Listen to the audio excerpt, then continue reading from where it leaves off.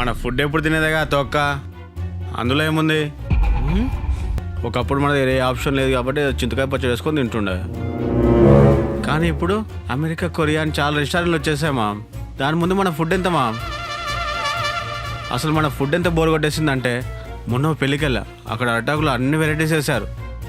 కానీ అన్నీ వదిలేసి బయటికి వెళ్ళి నూడిల్స్ తినేసి వచ్చా.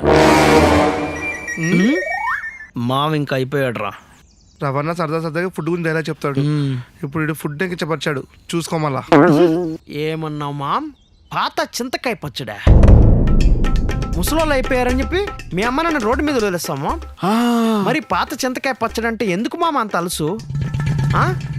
మిగతా ఫుడ్స్ గురించి నాకు తెలియదు మామ్. మన ఫుడ్ గురించి మాత్రం నీకేం తెలుసు మామ్? అసలు మన ఫుడ్ విస్తరాకులో అరిటాకులో ఎందుకు వడ్డిస్తారో తెలుసా మామ్? చెప్పు మామ్. అంటే మన ఫుడ్ తమలపాకులో పట్టదు కదా మామ్. నీ